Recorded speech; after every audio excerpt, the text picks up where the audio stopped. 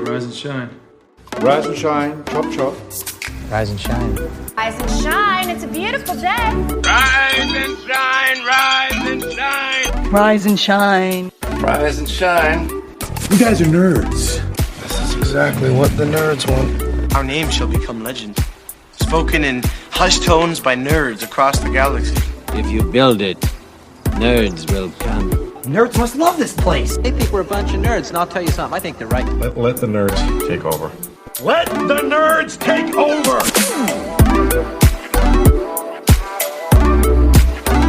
Rise and shine, nerds. Grab your coffee, wipe the sleep from your eyes, and turn up the volume as we help kick off your day with Love Thy Nerd's official morning show here on YouTube and LTN Radio.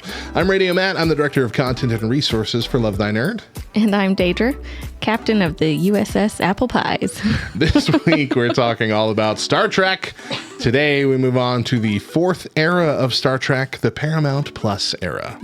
But first, we've got a few stories today in Rise and Shine Nerds News. This is RSNN.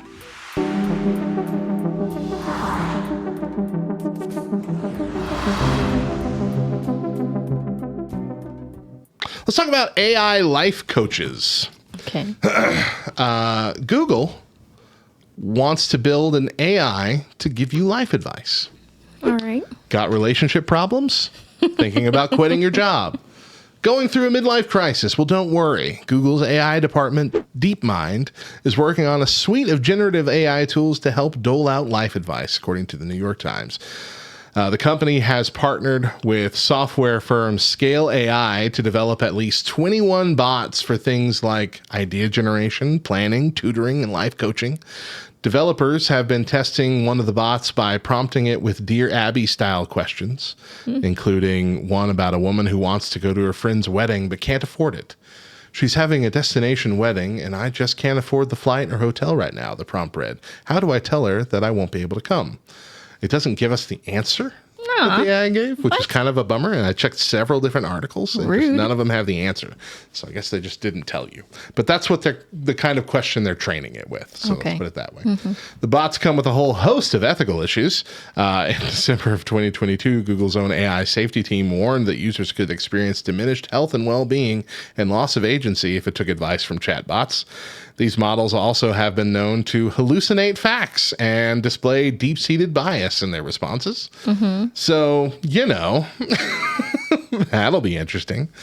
Let me tell you about my experience with AI. When trying to build... Okay, so those of you who have been listening to the radio station or YouTube channel for a while, you'll know that we have LTN Shorts. And one of those shorts is This Week in History. And for the first couple of years, what I would do was I would find one interesting thing that happened in this time frame, pull it out, and do like a kind of a full audio article on it in about 3 minutes. We have shifted that in the last few months to being hey, we're going to hit all the cool things that happened in nerddom this week in roughly 3 to 4 minutes, give you a little blurb about each of them. And when we started doing this, I'm like, it would be helpful to use Chat GPT to pull those dates. Like, hey, can you tell me what movies came out on this date in history? Right. And it would be like, I absolutely can. Labyrinth came out on this date. Billy came out on this date. Blah, blah, blah. Give me a whole list of things. And so I'm like, awesome. And so I'm building all these things, asking it questions about movies, TV shows, video games, comic books, wrestling storylines, all kinds of things. Tell me all the stuff that happened this day. And it would spit out all these answers. And I'm like, this is dope. Did it for like 3 weeks thinking this is great. Fourth week came and it started giving me ones that I had already seen in the previous weeks, but now telling me it came out this week. I'm like, huh? And so I'm like, maybe I should double check these, because Labyrinth had appeared 2 weeks prior, and now Labyrinth was here again. And Labyrinth was the one that caught me, because I remember that one. That's the distinctive one. Right. And so I pulled it up. I Googled it separately. I'm like, it didn't come out either of these weeks. It doesn't come out for another month. timeline wise. Wow. And so I went back to the 3 that we had done prior and checked, and at least half of them were just completely made up dates. It was just telling me the same things, or saying it was finding an article somewhere online, I'm assuming, with the title of that movie and that date somewhere in the article, and assuming, hey, it came out on this date. Right. And it didn't. Right. Or it might have been pulling it from like another country, like it premiered this date in the UK or in China or something, but it didn't tell me that in its recap. Right. It said it came out here.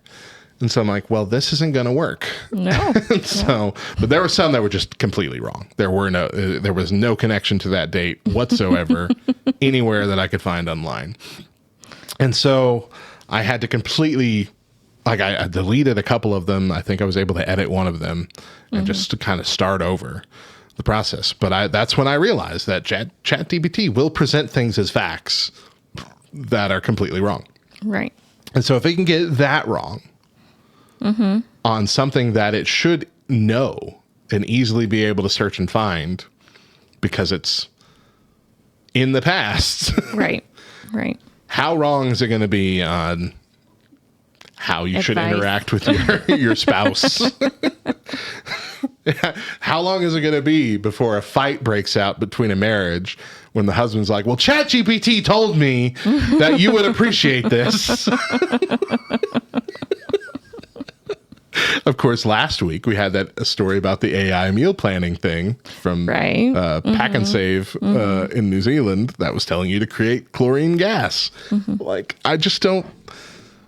We need to get further before we get to this point, is what I'm saying. Let's work out the kinks with just the basic stuff before we get there. Before we get all crazy. I went to that website, by the way, the Pack and Save website, to see if I could use it, and they have turned off the ability to add things from your pantry. Instead, it gives you like a long list of things that you can just click on. Yep. I have this, I have this, I have this, which will stop you from getting chlorine gas, but it's still not great because the first recipe that it gave to me was cheesy apple lime salmon. Okay. Cheesy apple. It was salmon. It was put a salmon on a tray, on an oven tray, top it with a slice of cheddar cheese and slices of apples and zest of lime on top of it. And I'm like, there you go. I mean, I know people put cheese on apple pie, but not on top of a salmon. You're not supposed to mix cheese and fish. Yeah, cheese and fish isn't really supposed to go together, right? So yeah, I'm afraid it's going to go off the deep end.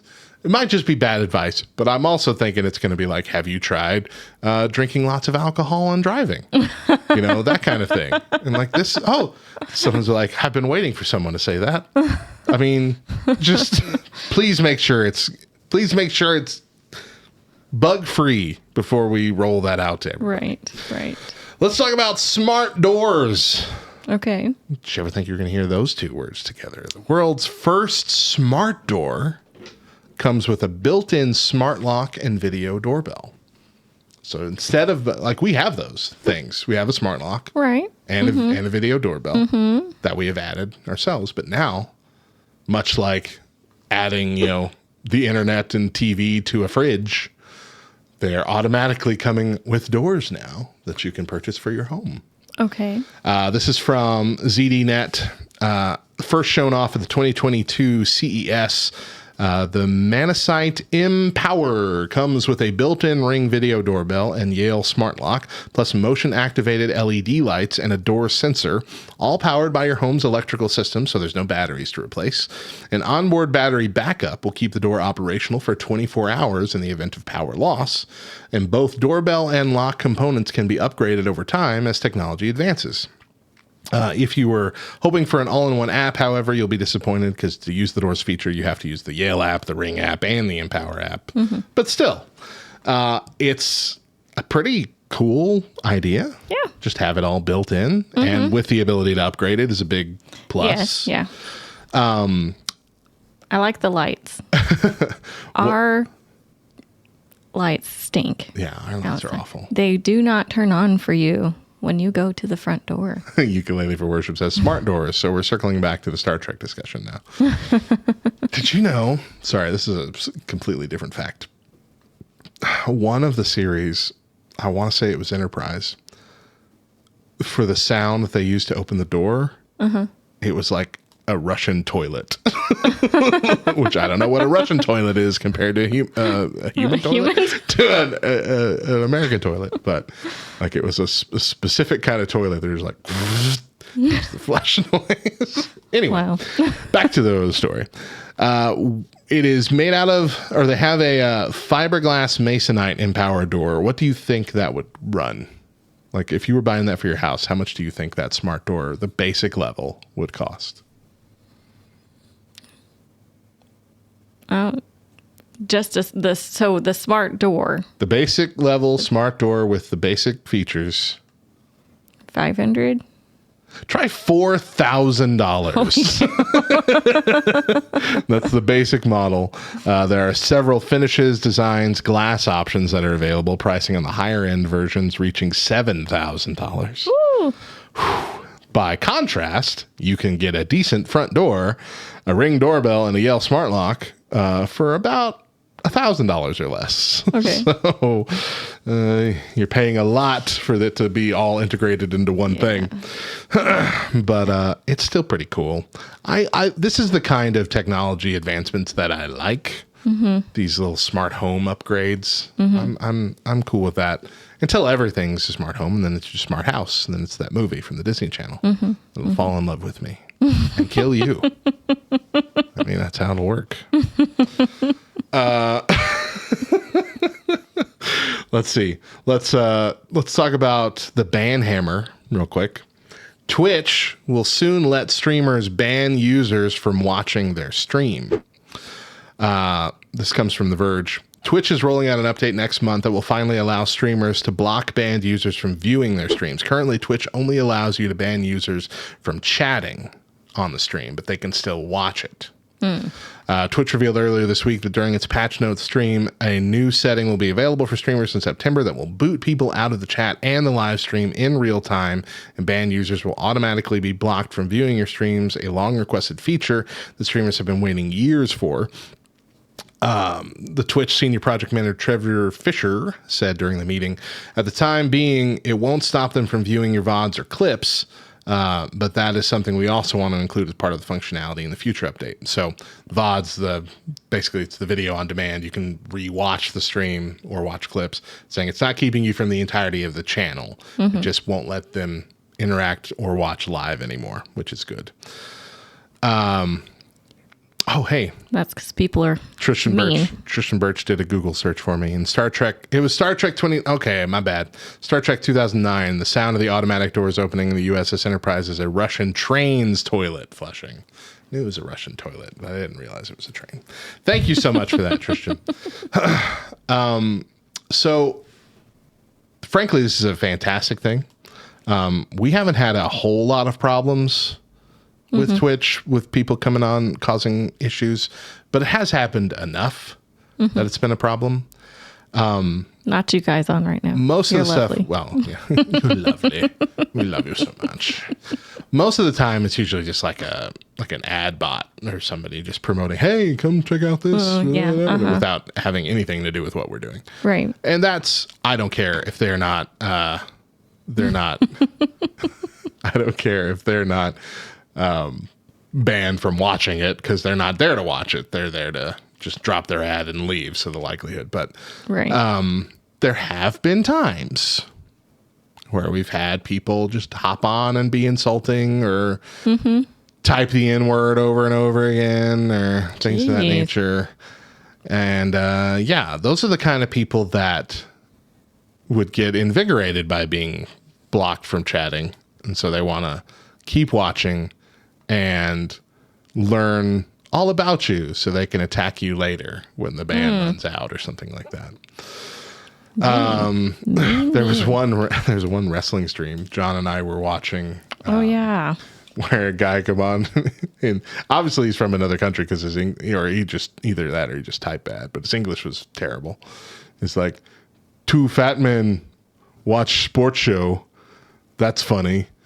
And we're like, thank you. It's like four-eyed fat men watching sports instead of doing sports. Like, yeah, we're not professional wrestlers. Are we not allowed to watch professional wrestling if we're not professional wrestlers? I don't understand what your problem is with us watching a show. Do all football fans have to be able to play football adequately? I don't get it. I don't understand your reasoning here. But like, the dude would not leave. Like, we tried not to ban him because he wasn't cussing or anything. He just wouldn't leave. He just kept bringing it up. I'm like, okay, well, we're done with this. So sorry. Like, it's just annoying. It's annoying stuff. So it'd be nice to know that those kind of people aren't still watching, wringing their hands and plotting their revenge. So good on you, Twitch. Good move. We're going to stop it right there and take our first break. But when we come back, Matt and I will share some stuff we've got on our minds. Share some stuff. You know, things. Stuff and things.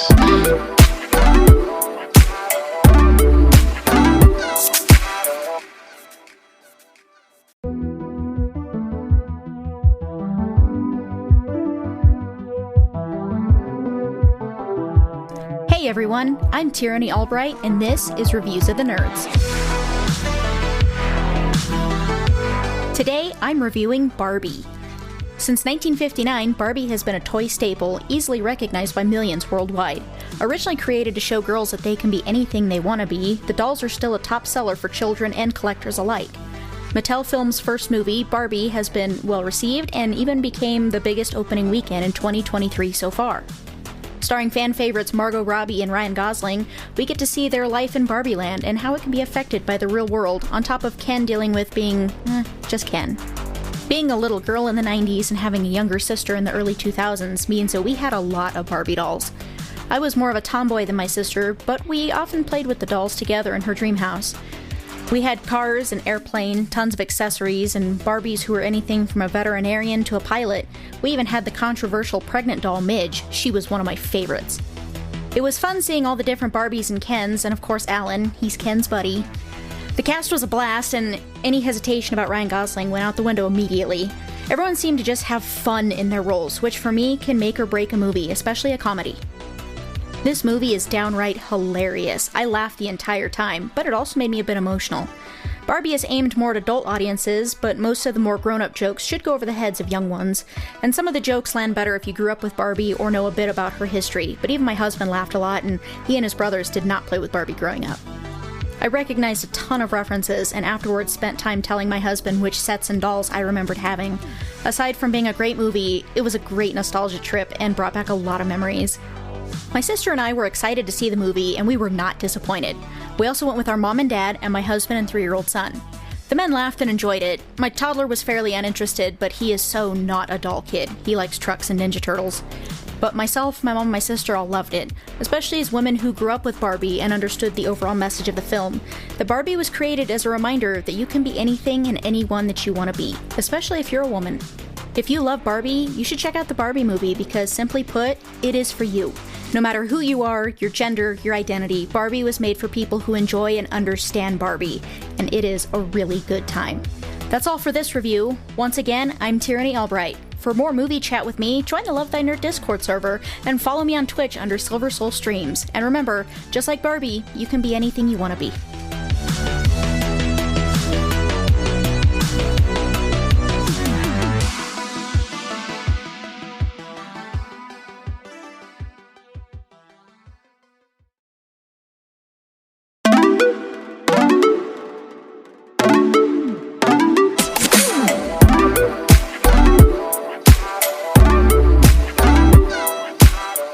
To Rise and Shine Nerds, LTN's official morning show here on YouTube and LTN Radio. Our morning show is a mix of nerdy news, LTN commentary, some goofy banter, a focused topic each week. But the 4 new episodes a week, they can pile up. If you get behind one day, It's a lot. It's a lot to catch up on. So we know that. We know you can't catch it all the time. That's why we have our Friday show, Rise and Shine Weekly, which is a collection of just the main focus topic content. You can catch it on YouTube or on your favorite podcast app, or Friday mornings on LTN Radio. Now it is the time of the week where Deidra and I bring up something that's been on our chests that likely has little or nothing to do with anything else we've talked about this week. Deidra, you're up first. All right. So I want to talk about how the world does not accommodate me. In a world that is so accommodating of everybody, where are you with accommodating left-handers? Oh, I mean, come on. We had, I think this month was like left-handers holiday or something. Left-handers Appreciation Day. There were no parades. That's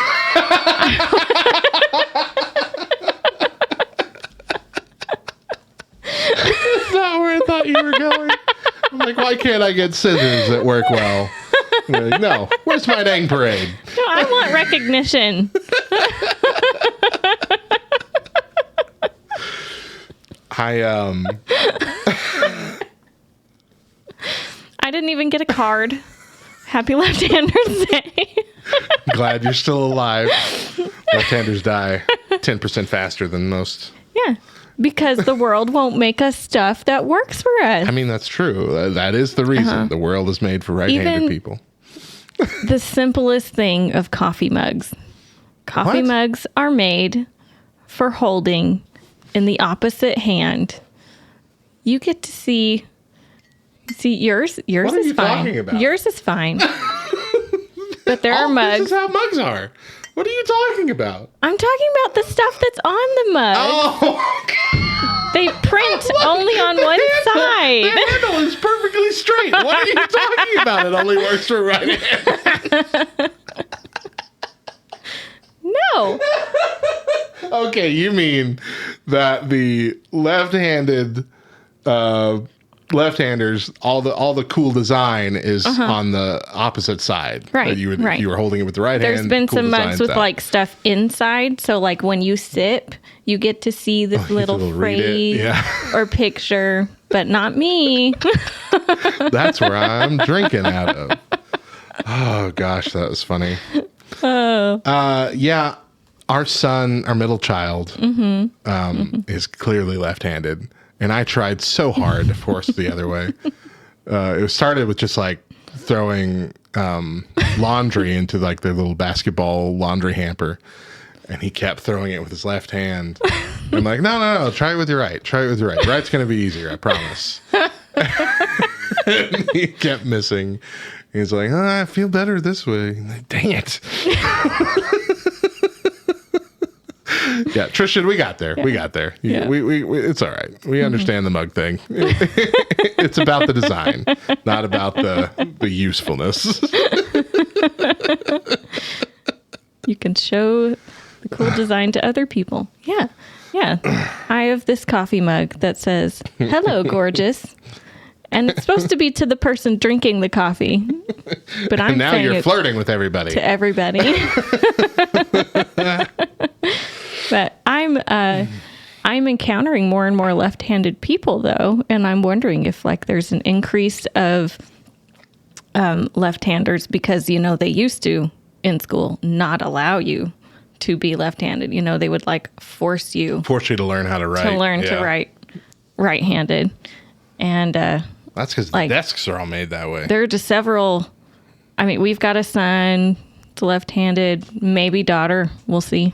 No, not going to happen. It's too early to tell. No. I won't allow my daughter to be compromised. But even like the simple mouse, I mean, Yeah, you got to buy a left-handed mouse. Yeah, I don't have a left-handed mouse. I just learned how to use a right-handed mouse. My scissors, when I cut with really scissors, weird to set up with the left hand. I cut with them in my right hand, but I move the paper instead of moving the scissors. I move the paper to cut because I'm left-handed. That's weird. I'm just saying. The only thing I've learned to do left-handed is eat. I can eat well left-handed. I can use utensils Tell them why. Because somehow Deidra and I always end up my right arm to her left arm, bumping elbows. And so I just learned to eat left-handed. Yeah. And I can do it well. To the point where every time we're eating with my mom now, my mom asks, "Are you left-handed?" I'm like, no. Why would you think that? That's a silly thing to think. When the UPS guy has me sign for something at work, he like automatically goes for my right hand, and I'm like, no. And I'm sorry. That's just the way the world is. The world is run by right-handers. Shaking hands. I mean, come on, people. No, we're not left-handed we shaking. We need to accommodate Gross. left-handed I won't even people. give you a left-handed high five. That's disgusting. Checks. Oh, check marks. So. Oh, I hate your check marks. You guys get to do the woo, the fun check mark, but I can't do that this way. So I do my check marks backwards. Yeah, I hate it. Absolutely hate your check marks. Every time I look at like a little list that you've made with check marks, I'm just like, this is gross. And honestly, I didn't even know I did check marks backwards until like my adulthood. All right, I got two things. One is just a quick gripe. Ads are out of hand on websites. I was reading an article on comicbook.com. I had 2 video ads playing at the same time with volume. One covering the top 40% of my phone, the other covering the bottom 40% of my phone. I had a little inch that I could scroll and read during these very long 2-minute ads. Why? How is that helping? How can playing 2 video ads at the same time be what either of those advertisers want? I don't get it. But that's not my main concern today. My main concern is rodeos. What? So we went, our county fair is here this weekend, and we went this past Friday night to the rodeo that they had there. They had a rodeo. They had a rodeo. It happened 2 days. We went to the first one after a long time of figuring out where the heck the thing was. We finally got there. And it was like they must have been having, let's put it this way. I hope they were having an off night. Because otherwise, this is a terrible rodeo. Rodeos, for those of you who haven't attended one before, is usually a set of several different competitive events. Bucking Broncos, where you've got guys riding on horses, trying to stay on a bucking horse the longest. You have calf roping, where they let the calf out, and then you chase it and you try and rope it. They've got calf roping and like tie up, where you rope it and then you have to like wrestle it to the ground and tie its back legs together. Back and the front too. I think, yeah, whatever. They got to tie it up the legs. You've got barrel racing. They race around 3 barrels as fast as they can on a horse. And then you got like the bull riding. That's the classic thing most people recognize from rodeos. You're trying to stay on the bull the longest. Okay. And teams roping. Which is similar. You have to, one of you ropes the head of the cow, the other one or the cattle, whatever they are. Tiny calf. There we go. And the other one tries to get the back legs. 75% of this rodeo was people missing the calf with the rope, and you only get the one chance, or falling off the horse or the bull within the first second of being released from the gate. It was just constantly, I heard the phrase, and that'll be a no score 75% of the night. Like, it was the most underwhelming. It felt like these were all people brand new to rodeo whatsoever. My dad wondered if it was a junior rodeo. There were a couple young, but there were a couple that were older. So I don't think it was a junior rodeo, and it wasn't definitely advertised as a junior rodeo. But the other thing was, I have a gripe with just rodeos in general that really became apparent here. Okay. It's the calf roping. Because the way calf roping works is the calf is let out, and then a second later, the person on the horse is let out. And it's all about timing. Who can, rope the the calf faster. And so it's like calf out, horse out, rope, done. It is a 3-second experience. And then we wait 3 minutes for the next one to load up. I think for all the calf roping things, there should be at least a 5-second delay. You let the calf out, give 5 seconds. Horn blows, that's when the time starts. Guy on the horse gets to go out and chase the freaking calf down. It would be more like entertaining. you would if you were on the prairie and rope it. They didn't even, I mean, you have the whole rodeo arena, right? None of them got past the first quarter of the arena. Right. Because she's like, calf, horse, rope, boom, done. Most of them missed it anyway. It was so boring. So boring.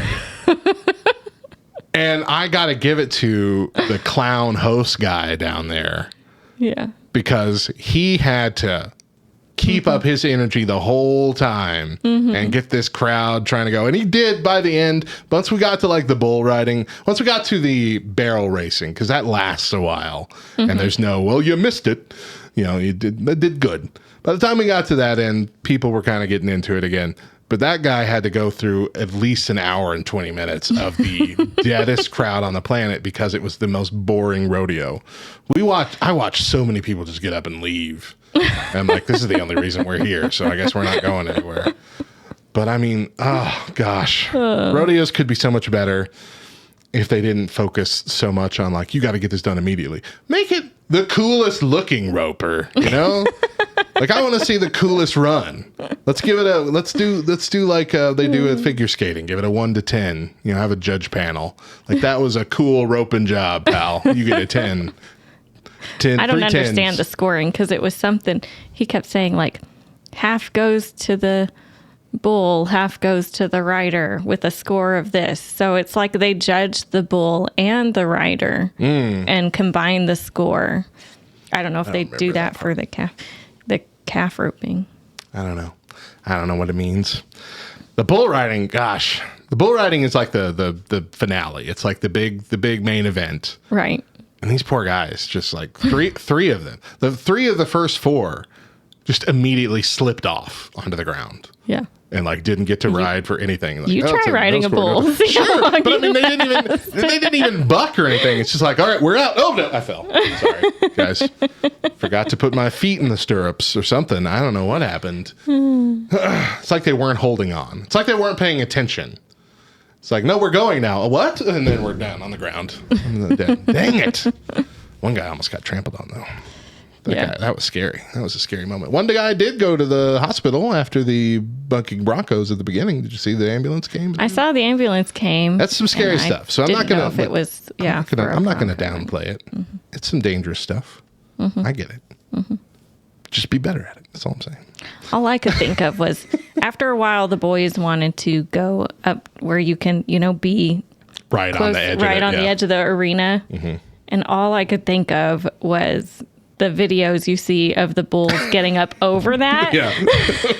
Leaping into the crowd. And it's all the kids. Like, all the kids are right there. The grown-ups are up in the stands. So we're going to be fine. But it's all the kids. They were fine, though. Yeah. One guy did get, like, thrown up against that wall, though, when he fell off the bull. Did you see that? Yeah. He seemed to be fine. I feel like he would have held on. Yeah. But he got to the wall. He got to the wall and the horse just like, whoop. Yeah. So there were a couple fun moments. People getting injured. But just, rodeos, be better. We're living in a time of WrestleManias. We need something better. Oh. Right. My coworker, her sons do rodeos and stuff, so I feel like she'd be mad at you. Bring it on. Let's take one more break. When we get back, we're diving into the current era of Star Trek. Stick around.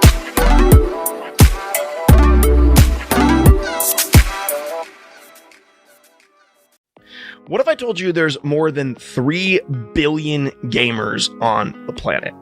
What if I told you that we're sending missionaries into almost every culture and every country and every language on the planet except one of the largest and most unreached people groups in the world.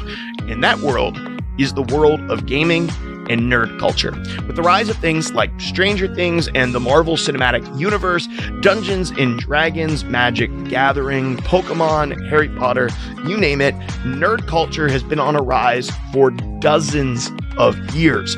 And it has outgrown Christianity by almost 1 billion people. My name is Mark, and I am the lead and founding pastor of Lux Digital Church. My wife and I ministered in Pittsburgh for 11 years, and then 2 years ago started an entirely online church that reaches people in the digital gaming community.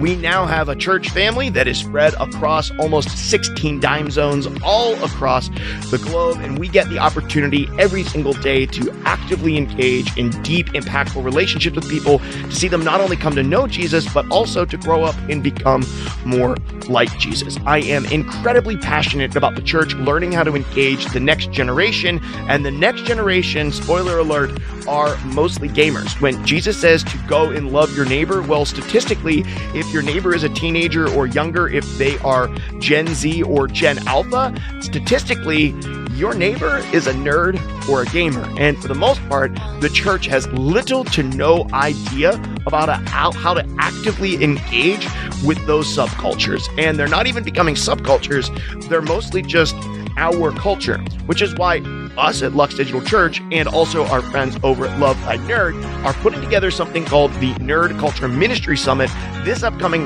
November in Marble Falls, Texas. It's a chance for you as a pastor and your team to come and learn how to actively engage in an impactful and meaningful way with a group of people that the church has largely ostracized, told their hobbies are stupid, or have mostly totally and completely forgotten about. The only way to actively engage with them and to tell them about the life-giving gospel is to build relationships with them through the things that they love. And most of those people, well, they love video games and board games and tabletop RPGs. And we want to teach and train you on how to actively get into that community. So we're gathering together nerd culture ministry leaders and nerd culture ministry missionaries, and we're pulling them together in one space for one summit to teach the church how to engage with this culture, to build bridges between church culture and nerd culture. It's going to be in Marble Falls, Texas this November. I hope to see you there. Make plans to be there. Go to ncmsummit.com and get registered today. It's inexpensive and a great opportunity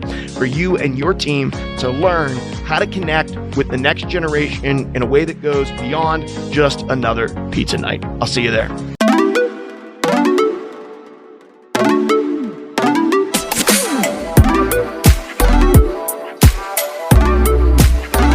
To Rise and Shine Nerds, LTN's brand new morning show.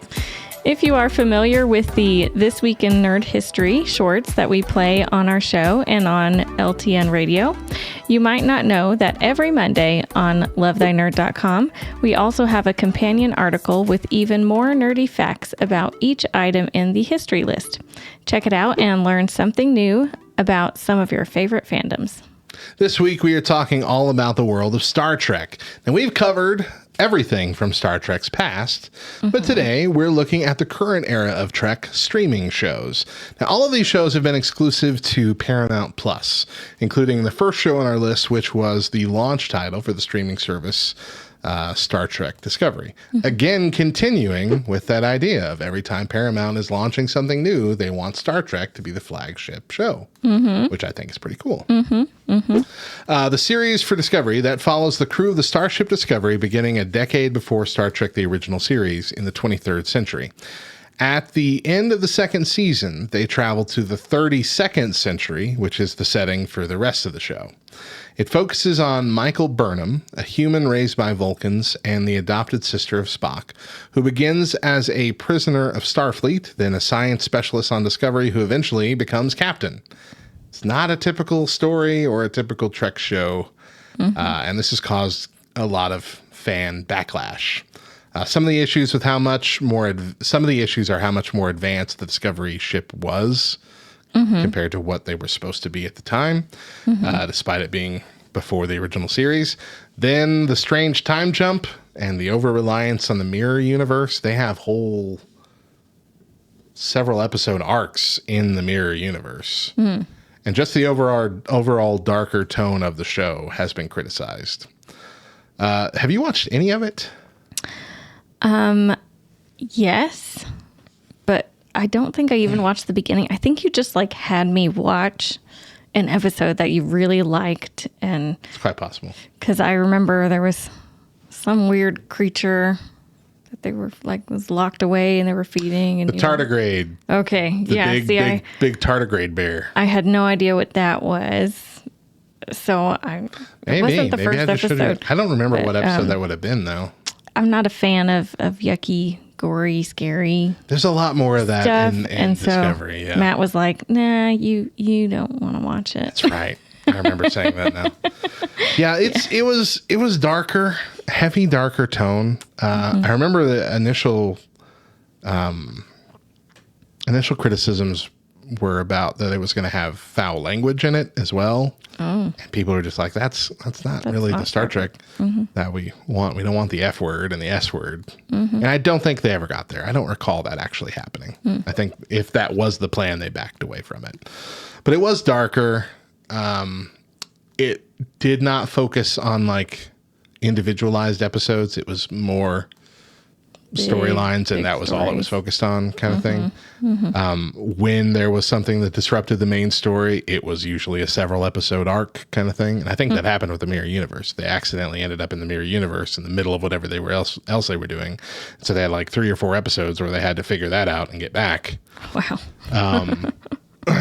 That's kind of been the problem, is that it just didn't feel like Star Trek. Yeah. It felt like fan fiction made for,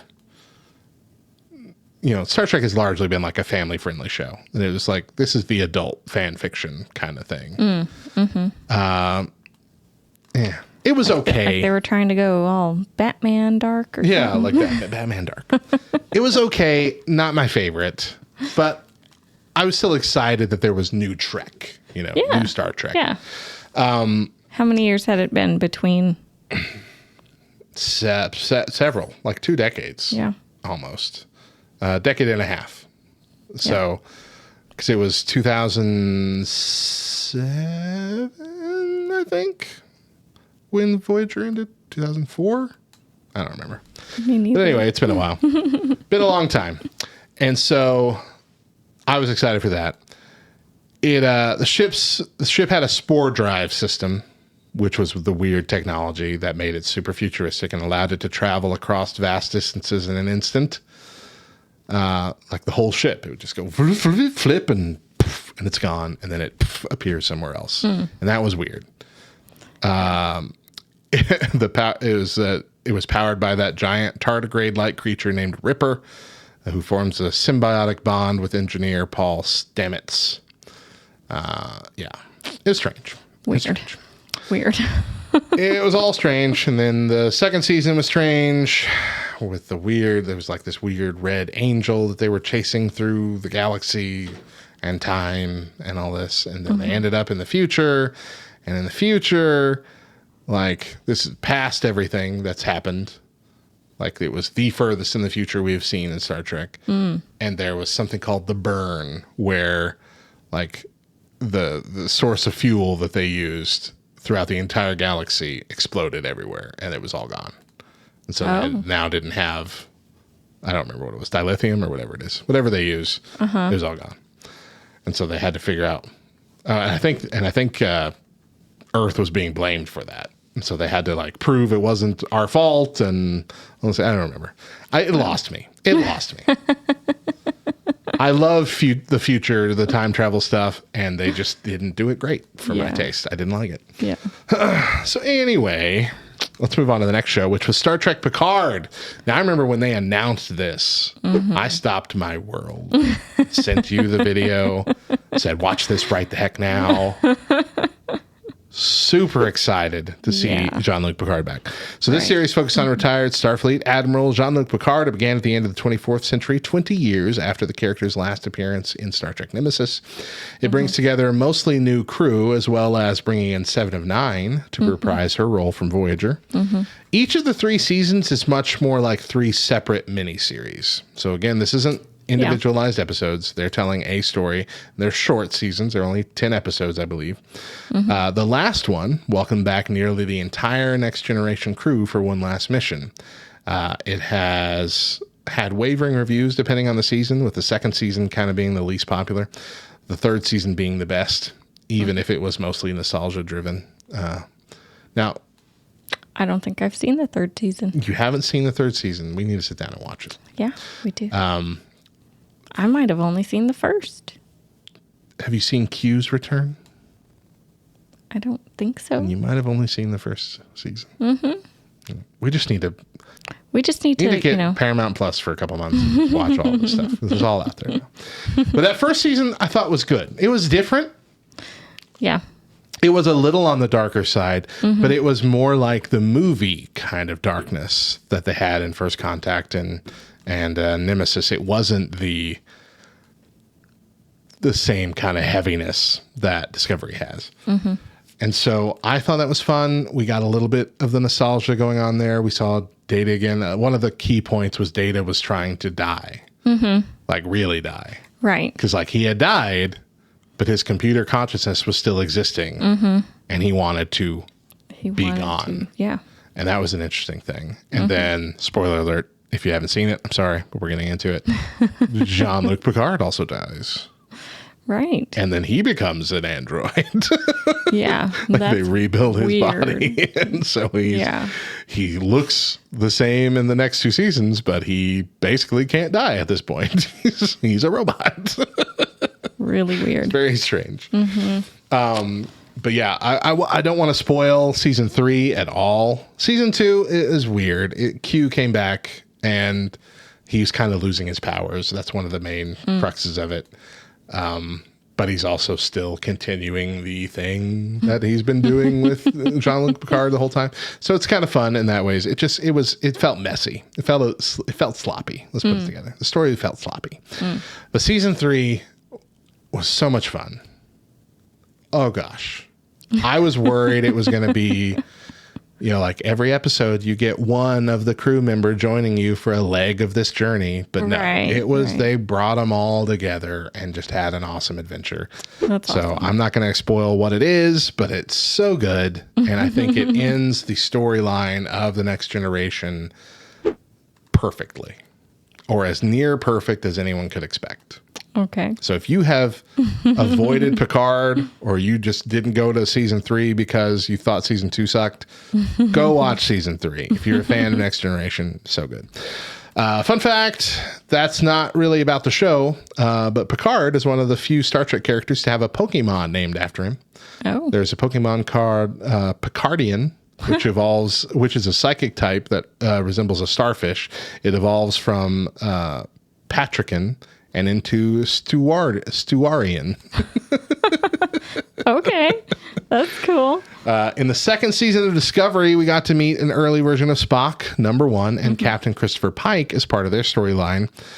Before Discovery time jumped into the future. They were such popular guest stars that it greenlit Strange New Worlds, which just wrapped up its second season.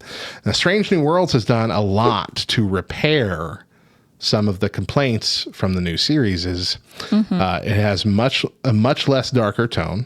It does have a couple episodes where it gets darker and heavier, but overall, it has a much more classic Star Trek feel to it. It's funnier. It feels more like classic Trek shows of the past. We see several early versions of Kirk's Enterprise crew, and even an early version of Kirk, who's not actually a part of the Enterprise, but his brother is, and so he visits occasionally.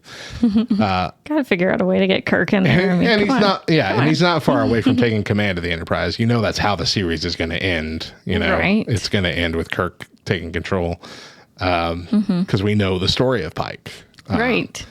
We knew the story of Pike already, but they kind of retold it in Discovery to where Pike also knows what's going to happen to him. And so that's kind of the thing going into this series, is that Pike knows what's happening.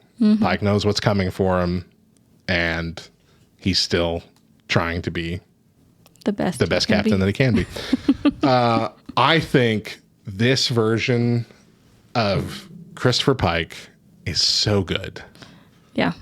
I love the whole cast of this. Let me look at the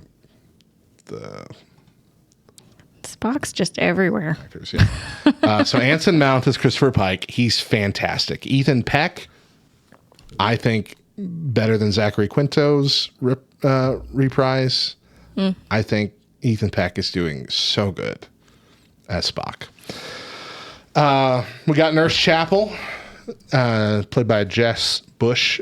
She does a fantastic job as the head nurse in the medbay.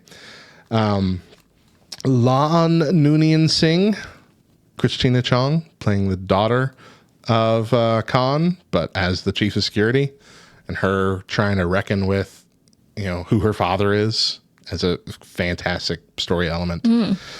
Celia Rose Gooding playing Nyota Uhura. She's great in the role. Really good in the role. I think I was hesitant with her in the first season, but I think in the second season, at least what I've seen, I haven't seen the whole of it. I've only seen a few of the episodes, but I think she really comes into the character a lot more. Yeah. In this one. And I think that was part of the story arc too. It just feels like that's how they've been doing it. So we watched, of Strange New World season 2, we've only watched the 2 special episodes, which was the crossover with Lower Decks, which was so funny, and the musical episode that just came out a couple of weeks ago. Yes. That was so good. Oh my gosh, it was so good. So there's been a lot of debate about that. It was the penultimate episode of season 2. It was the next to last episode, where it was a musical episode explained by some weird musically inclined cloud of what's it in space. Who knows, whatever. But quite a few Trekkies have complained, saying, well, this isn't Star Trek. Hot dang, it was. And it was glorious. It is in my top 3 Strange New Worlds episodes for sure. Yeah. Just a golly, the songs were so well done. Songs were really good. Yeah. There's musical episodes are hard to pull off. And a lot of shows are not successful. Scrubs, fantastic job. The Flash, not so good. This one, probably the best one. Yeah. Beautifully sung, beautifully put together music. Loved it all. Really good. Overall, it is receiving great reviews and ratings, returning to the format that most of us know and love. The season also, again, like I said, featured a crossover time travel episode with Lower Decks, which was also done amazingly well. Lower Decks is set shortly after Voyager. I don't know. It's not far past the end of the standard Voyager and Star Trek Nemesis kind of timeline. Star Trek Nemesis, Voyager had already gotten back, and Catherine had been granted admiralship. So I think it's about that time, right after Nemesis. Okay. But anyway, it's set far enough that most of Star Trek's past can be used as joke fodder for the show, which we will jump into here in a second.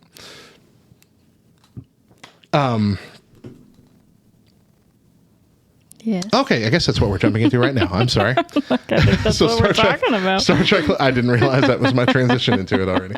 Star Trek Lower Decks is an animated adult series that follows the low-ranking support crew of the starship Cerritos, rhymes with Fritos or Doritos, in the 24th century. So this is not a serious Trek show. Instead, it plays with things that people don't think about or have thought about but are never addressed, like bathrooms and what happens to all the blood and guts on the holodeck whenever you take off the safety measures. Who cleans that? Does it clean itself? Like, this kind of stuff is addressed. Yeah, it's the crew that's in the background that has to do all this stuff. Yeah. This show also takes similar stories from the real shows, and takes them kind of to ridiculous lengths. It's more like a love letter to the fandom than anything else. Yeah. Yeah. It's not supposed to take itself seriously as a part of Star Trek lore. Right. Aside from the one episode of Strange New Worlds, where it's just really cool to see how they interacted with that crew going back in time by accident and having to figure out how to get to the future. And, you know, what I really like about that episode is how they're talking about all this stuff that hasn't happened yet and trying not to. But they do it anyway. But it's all real things that happen in the future of Star Trek. Yeah. It feels like... Yeah. You know, it really does feel like it's like, oh, you can't say that yet. Kind of thing. It's so good. It was so well done. And it was like, you know, they're fans of all the people that they're got jumped back in time with. And so like you also see the, you know, meeting your hero kind of feeling to it. And yeah. And then there was the one nod to the Next Generation that they did, where Boimler gets on a saddle that's in the room that he's standing in, and he says Riker as he does the leg move that Riker always did to get in chairs. Like, it was beautiful. It was beautiful. The show's set in the year 2380. Okay, so that's 1 year after the events of Star Trek Nemesis. Okay, I was right on. Okay. Last film to feature the cast of The Next Generation. It is also the first Star Trek series to take place in the 24th century since Star Trek Voyager ended in 2001. That was earlier than I thought. Wow. 2001? Wow. The show is inspired by Star Trek The Next Generation episode Lower Decks, which focused on 4 junior officers of the USS Enterprise D. I remember that episode because you were seeing the big storyline happening in the background, but you couldn't piece it together. You're just seeing you see glimpses of what's happening with the bridge crew throughout the episode. And then it's just them reacting like, what's going on kind of thing. Yeah. That was good. Another animated Star Trek series right now is happening, and it's called Star Trek Prodigy. And this is aimed at children. Okay. It follows a group of young aliens in the 24th century who find the abandoned starship Protostar, which has an emergency command hologram, which is Captain Janeway. Oh. Voiced by Catherine Mulgrew or whatever her name is. Yeah. I've already closed her casting, so I can't remember now. But yes, voiced by the same character. Wow. I don't think we have much to say about this one. I know you haven't seen any of it. I've only watched the first couple of episodes. It looked fun. Just not enough for me to be gripped as an adult. Because it's not the standard kind of crew. It's like 4 alien kids that are escaping a prisoner planet or whatever, and they find this ship, and so they're now arguing over who's the captain and all this, and just, you know, it's a very kid forward show. Right. It's like if you want your kids to love Star Trek, maybe. Yeah. This is a good start. It would be a good start to get into it. It did get removed from Paramount Plus. This was hyped as a Nickelodeon show. Got removed from Paramount Plus, but word is that they're trying to find a new home for it, and that it's going to keep going. There is one more show that we want to mention that, like yesterday, isn't officially Star Trek, but it is Star Trek in all the right ways.